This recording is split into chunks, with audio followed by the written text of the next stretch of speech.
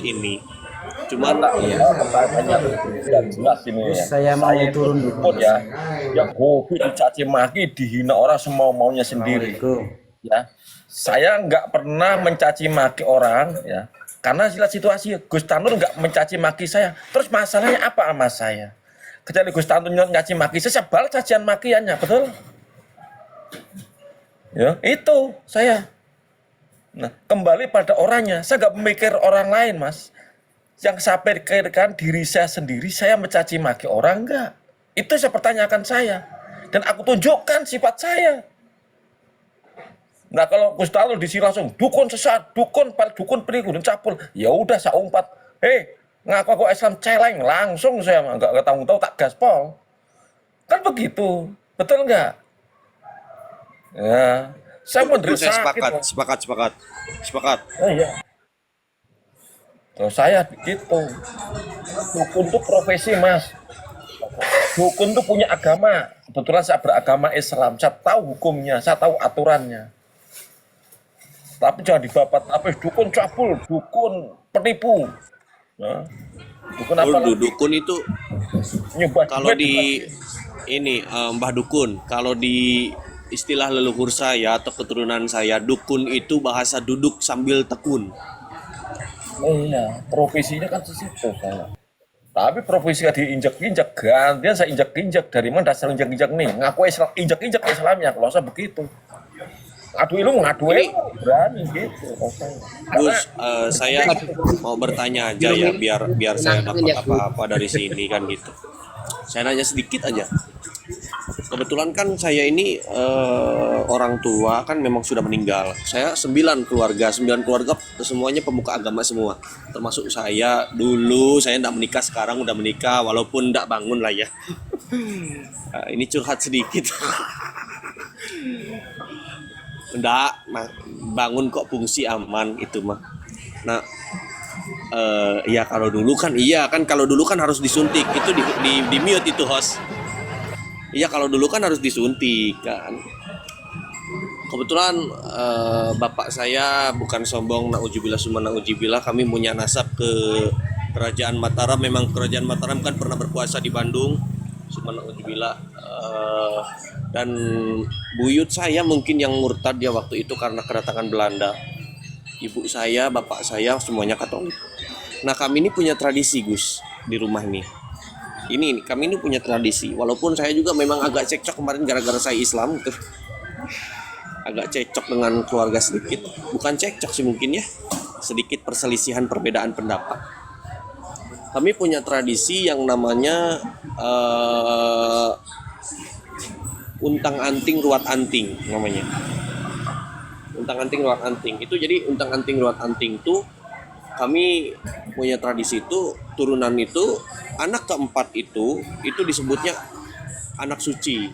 Anak keempat itu anak Sri Tunggal. Sri Tunggal itu dalam artian mana dia tidak bisa menikah dan harus ada upacara tiap tahunan, dan upacara itu mengandung sesajian. Tapi hakikatnya tetap sama. Tapi kalau dipedar secara hakikatnya memang kita khususnya kepada Tuhan. Nah, saya ini kan baru di Islam ya. Cuman nih saya masih ini nih, saya masih menerima pendapat-pendapat dari orang lain agar saya satukan jadi pendapat saya. Gitu. Menurut aku sendiri, gimana dengan keadaan saya yang sekarang? Sedangkan saya masih terlibat dengan tradisi tersebut karena nama saya gitu.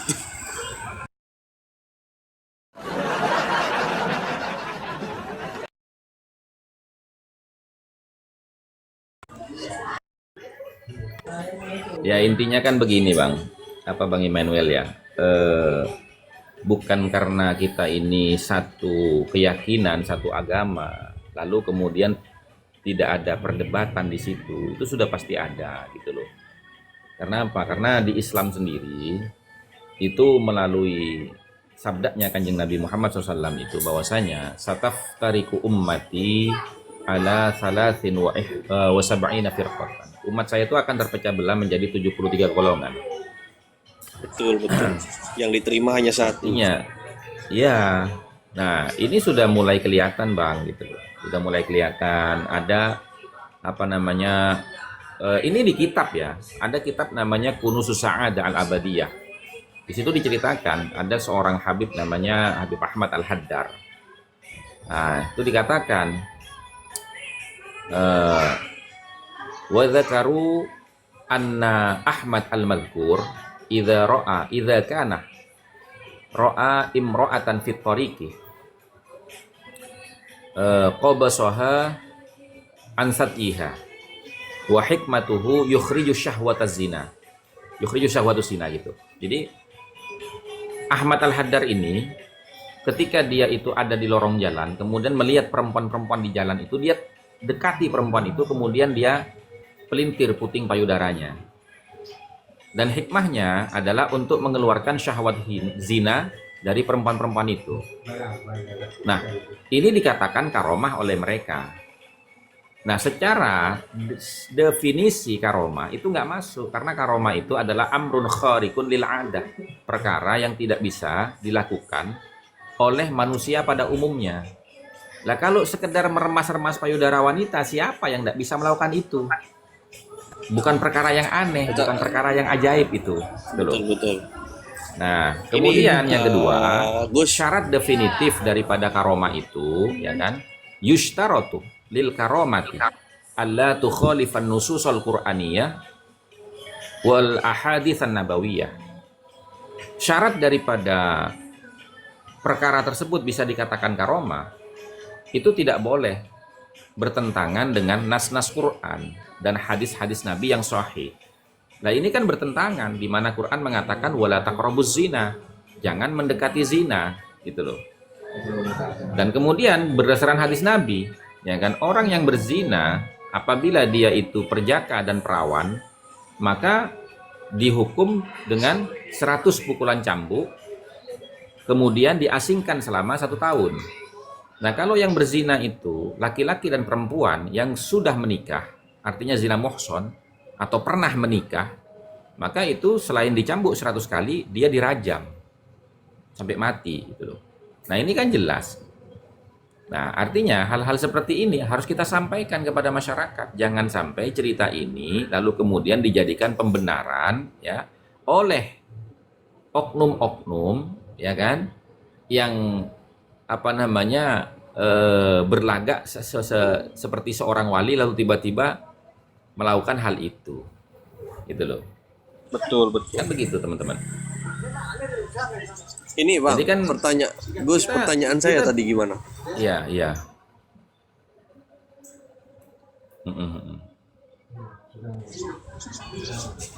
Tadi ada yang belum kejawab pertanyaan saya, Gus.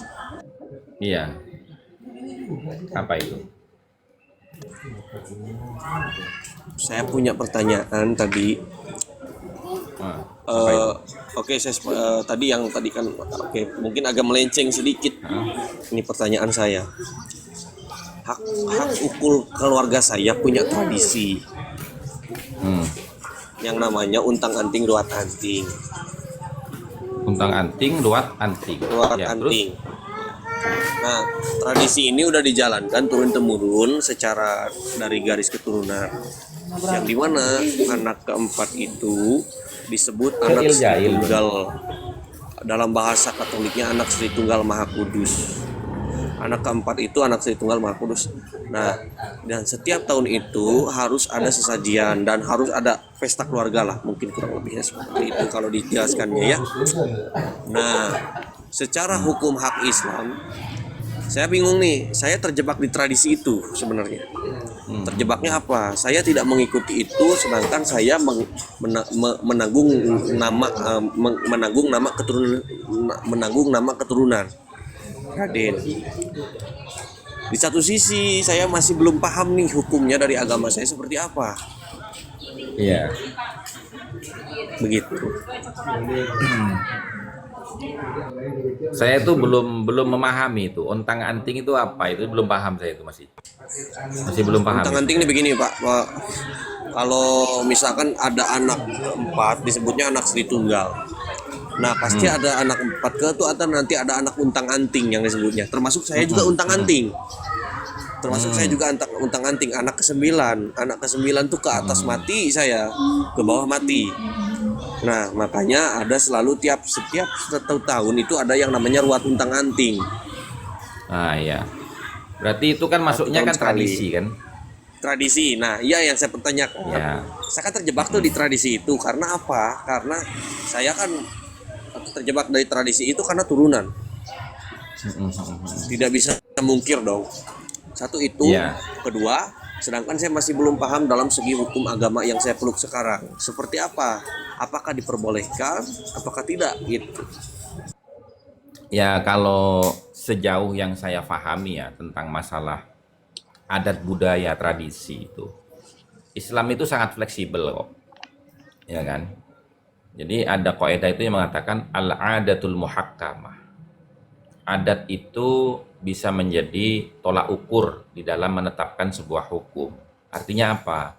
Selama tradisi adat budaya itu tidak bertentangan dengan prinsip dasar syariat Islam, itu tidak apa-apa. Gitu. Selama adat istiadat tradisi tidak bertentangan dengan prinsip dasar syariat Islam, itu nggak apa-apa dilakukan. Gitu. Mungkin itu seperti selamatan kali, Gus. Jadi setiap ini harus diselamatin gitu. Iya, tujuannya iya, kan untuk menyelamatkan itu anak tuh itu. apa ya? Ya, gitu kurang lebih seperti itu. Nggak apa-apa, nggak ada masalah. Cuma kan gini, cuma keyakinan kita tidak boleh meyakini hal seperti itu. Misalkan, oh kalau nggak diruat ini nanti berbahaya ini, ya itu nggak boleh. Gitu. Tapi niat kita rubah.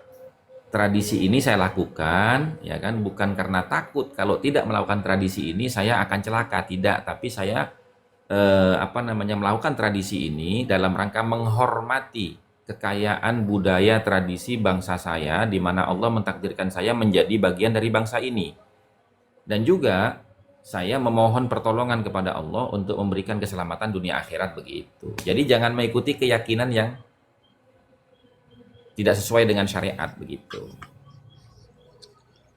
Lebih simpelnya ya selamatan. Jadi kalau dibilang selamatan itu insya Allah aman gitu. Karena tidak ada kesirikan di situ kalau selamatan. Karena kalau di tempat saya yang namanya selamatan itu ya beli makanan atau apa disedekahkan gitu. Kalau yang punya beli emas nggak apa-apa yang gede terus disedekahkan ke Gus Hasan. Arbe. Arbe. Arbe. Nah, iya. Arbe. Kalau enggak Ya dipaketin udah nanti ke Gus. ini aja lah. Saya sedekahkan nanti keris keturunan saya aja, nanti saya sedekahkan lah. Iya. Buat Gus Tijadul Mustafa nanti saya kasih keris aja lah. Keris. Saya suka itu. Asmara Saya suka juga itu, mau. keris itu. Asmara juga mau. Jangan ke Gus Kalau dulu. Jangan. Bang Asmara, kalau bisa saya lempar ini nama Raden, saya lempar udah sama Gus Tijanul Mustafa aja. Iya. Nggak apa-apa. Sebenarnya begini Bang Immanuel, kalau untuk gelar Raden apa segala macam itu nggak usah kita sembunyikan, nggak usah kita buang. Justru dengan menampakkan itu, tujuan kita kan tahaddusan bi nikmah. Mensyukuri nikmat Allah karena saya dilahirkan dengan takdir menjadi seorang raden. Itu biasa saja gitu. Gitu. Kita mencontoh Nabi itu bangga loh. Nabi itu bangga menjadi bangsawan Quraisy, bangga Nabi itu. Kalau di sini itu bangsawan Quraisy itu ya gelarnya raden lah, pangeran lah, itu gelarnya itu. Gitu loh. Gelarnya. Makanya kan mereka ini punya gelar ya. Bangsawan Quraisy ini punya gelar apa? Gelarnya bangsawan Quraisy itu adalah Syarif. Makanya kan dalam sejarah itu kan dipanggil Syarif Adnan, Syarif ini itu gelar. Kalau di sini tuh Raden. Nggak ada masalah. Asal niatnya tahaddusan bin ni'mah, mensyukuri nikmat Allah yang mentakdirkan kita terlahir sebagai Raden, terlahir sebagai Syarif, itu nggak ada masalah itu. Yang nggak boleh itu adalah membangga-banggakan. Kalau buat Bang Asmara, ya. Oke, izin Gus. Kalau buat Bang Asmara nanti saya kasih Injil cetakan lama lah, Injil asli nanti yang ada nama Nabi Muhammad buat jadi kenang-kenangan nanti ya. Iya, iya, iya, iya, iya, iya, iya. Itu yang Barnabas ya, Injil Barnabas bukan? Bukan Gus, saya nggak pakai Injil Barnabas. Oh, kalau Ada Injil Injil Barnabas tahun Injil tahun 1921. Itu kebetulan saya nih Gus, kebetulan saya ini dari kecil memang suka bahasa Arab. Jadi saya masuk Muslim nggak susah-susah amat kan ya. Sorob nahu Iya, itu iya, saya iya, iya. udah mengerti karena dari kecil saya belajar itu di teologi. Jadi saya ini memang sering menggunakan Alkitab bahasa Arab atau Injil bahasa Arab. Jadi Gus, kalau misalkan baca Injil bahasa Indonesia, emang mau nggak bakal ketemu nama Ahmad sampai kapanpun, nggak bakal ketemu, sampai botak pun nggak bakal ketemu nama Ahmad di dalam Iya, Injil iya, bahasa iya, iya. Indonesia. Iya, iya. Tapi memang kebetulan saya suka bahasa Arab karena menurut saya bahasa Arab itu mudah dimengerti. Saya memang dari kecil sampai sekarang saya Injil pakai bahasa Bible ya, bahasa kita tidak bilang Injil, Bible menggunakan bahasa Arab dan bahasa Ibrani, tentunya bahasa aslinya Nabi Isa. Itu ada nama Nabi Muhammad, itu ada dalam Matius, dalam kitab Matius itu ada. Roh kejujuran dalam bahasa Indonesianya, bahasa Arabnya tuh Ahmad, bahasa Arab Makkah itu Ahmad, tapi bahasa Arab maitnya itu jadi Mahmad. Bahasa Arab maitnya Mahmad. Kemudian bahasa Ibaraninya tuh menjadi Ahmed. Iya, iya, iya, iya, iya. Ya mungkin translator nama kan ya, bisa aja kan kayak begini, nama dikasih Muhammad tapi kan di Betawi jadinya Mamat. Ya, betul, betul. Terus Betul, betul. orang Cina kan bilang Muhammad kan Mohammed gitu kan.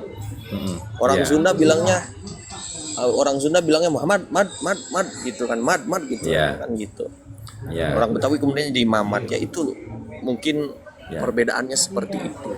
Dan Iya, betul, memang kita nih harus percaya bahwa kita nih agama benar. Saya paling tidak setuju dengan pernyataan paling benar. Apa itu paling benar? Kalau paling benar di bawahnya ada benar. Di bawahnya ya agak benar gitu. Di bawahnya lagi ya mungkin benar. Kan begitu. Kan tidak mungkin. Iya, iya. Betul, betul. Iya. Oh, kalau Oten yang Kalau- menyusup gampang itu saya. Kalau Barnabas itu berarti bukan yang nggak dipakai itu ya? Itu dipakai ortodok berarti ya? Barnabas itu ya? Barnabas itu tidak dipakai oleh dunia pun tidak dipakai karena Injil Barnabas itu ditulis setelah Nabi Muhammad lahir. Iya, betul. Injil Barnabas itu ditulis pada tahun 700. Nabi Muhammad sudah wafat malah. Iya, iya, iya, Jadi iya, iya. kalau saya bawa Injil Barnabas itu udah mereka udah anti duluan. Oh, ini ciptaan Islam. Iya, iya, iya, iya, iya, iya. Tapi kalau saya bawa Injil yang biasa, mereka akan terbuka. Dan saya tidak pernah, saya ini bosan sebenarnya tema-tema di TikToknya agak lain. Yesus itu Tuhan atau bukan? What is Jesus? Itu tema-tema yang udah basi kalau kata saya. Iya, iya. Karena menurut saya menuhankan sesuatu itu adalah hak asasi manusia. Jadi saya tidak Betul. membahas itu, basi. Betul. Kalau menurut saya, yang saya sering bahas itu keabstrakan kitab suci. Iya. Itu aja yang saya bahas. Makanya saya makin percaya kepada Al-Quran. Al-Quran menyatakan bahwa celakalah para ahli kitab yang menulis kitab-kitab dengan tangan-tangan jahil mereka, lalu mereka mengatakan ini dari Allah.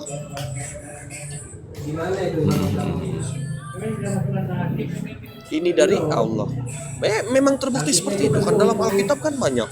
Paulus berkata, Yakobus berkata, ini berkata, itu berkata, Iya, lalu iya. dinyatakan inilah firman Tuhan.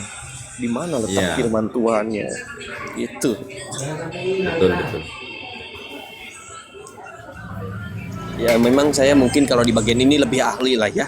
Kalau yang di bagian dalamnya Iya. nanti Gusti Jalul Mustafa nanti yang lebih ahli. Emang Bang Immanuel, saya itu saya tidak tertarik dengan perdebatan lintas agama gitu. Kenapa? Karena begini, karena yang saya lihat itu di dalam perdebatan lintas agama atau yang disebut dengan room apologet itu kayaknya saling menghina gitu loh. Padahal Itu yang di saya agama ini- Islam tidak boleh kita menghina sesembahan orang lain tuh nggak Betul, boleh di kita itu yang saya ajarkan kepada mualaf baru. Kebetulan saya nampung 15 orang yang mualaf baru kemarin. Berdiskusi itu bukan menanyakan what is Jesus, Tuhan atau Nabi. Saya tidak mengajarkan itu. Kita diskusi ini pakai keabstrakan kitab suci, udah itu aja, sampai di situ aja, keabstrakannya aja. Betul. Karena keabstrakan itu yang menjadi bahan pokok. Karena suatu agama tuh tihangnya kitab suci. Di mana bisa disebut suci? Karena dia mengandung perbedaan kitab suci dengan buku, Gus, itu beda. Karena kitab suci mengandung tulisan firman Tuhan yang maha suci. Betul. Nah, tapi buku mengandung tulisan manusia. Nah, apakah kriteria kitab suci itu masih pantas disebut kitab suci ketika kitab suci itu terdapat banyak kali perkataan manusia? Di mana letak kesuciannya? Kan tidak. Nah, itu yang saya bahas tuh cukup sampai di situ.